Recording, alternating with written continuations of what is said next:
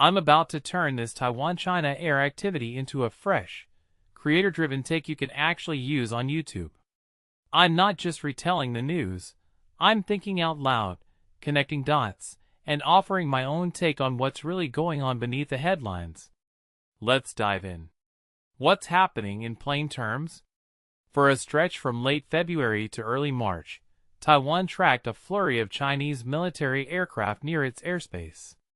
Then, there was a week with virtually nothing, and suddenly small numbers popped up again midweek. Analysts aren't treating this as a single blip.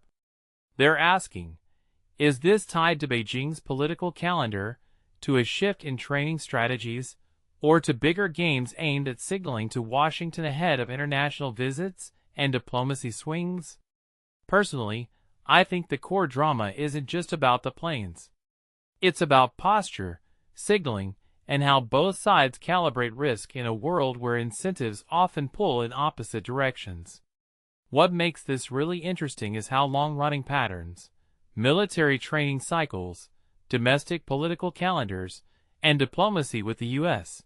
intersect in something that looks like routine airspace skimming but carries strategic weight.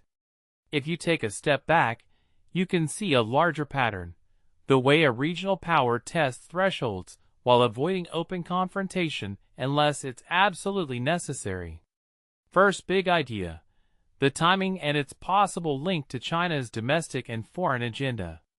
The drop in flights coincided with China's legislature meeting. Then, there's a blip as events align with anticipating or managing U.S. visits and diplomacy. The obvious takeaway is that Beijing can use periods of political signaling, like national rounds of meetings, to modulate its military posturing without tipping into a broader crisis. What many people don't realize is how soft power and military displays are often choreographed around public visibility. This isn't random. It's strategic theater designed to show confidence, test reactions, and keep allies and adversaries off balance. In my opinion, the bigger question is, how sustainable is this rhythm? If every major political moment becomes a window for calculated demonstrations, does that erode the surprise value of any future move, or does it reinforce deterrence through predictability? Second idea: a potential shift to a new joint training model in China's forces. Observers hint that this could reflect a modernization phase where joint operations and cross-branch drills become more common. What this really suggests is that the PLA might be moving toward integrated command and control that operates more like a single machine than a collection of separate arms.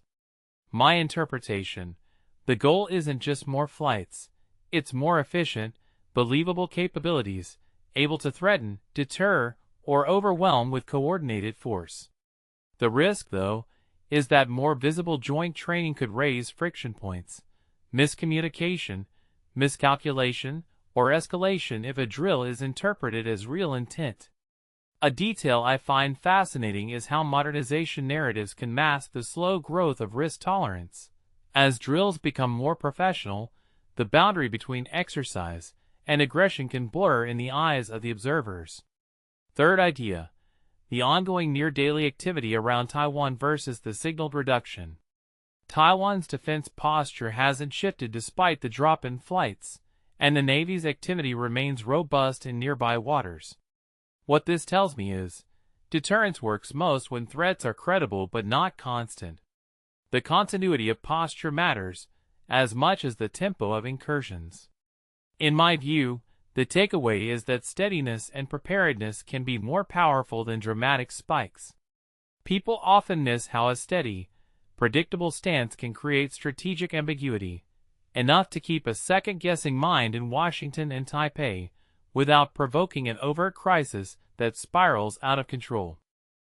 Deeper insight: what this pattern reveals about the risk calculus in the Taiwan Strait.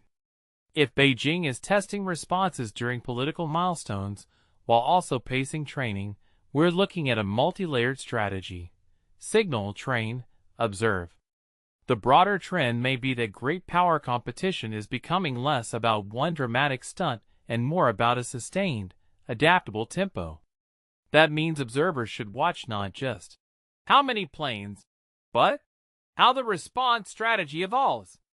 For instance, if Washington uses the Trump visit window to reset diplomacy, Beijing might favor quiet, credible deterrence rather than loud demonstrations. The question this raises is, how do smaller nations in the region interpret this tempo? Do they hedge bets by aligning with the U.S., or seek more autonomous deflection and resilience? Either way, this kind of environment sharpens the importance of robust regional alliances and credible defense postures. Closing thought, the sea around Taiwan isn't just a blank space on a map. It's a dynamic testing ground for credibility, restraint, and the boundaries of escalation. If you zoom out, the core tension isn't just about who blinks first. It's about who can maintain coherence while the other side reshapes expectations. My takeaway is simple. In modern geopolitics, tempo and predictability can be as powerful as missiles. The real story is in how leaders manage perception, risk, and alliance dynamics over time. What this really suggests is that future coverage should track 1. The cadence of flights and drills across political calendars, 2. Shifts in training models and joint operation doctrines, and 3. The responses of Washington and Taipei to maintain deterrence without tipping into unnecessary conflict. If you've got a take on how you interpret this balance, drop a comment and tell me which factor you think matters most in the coming months.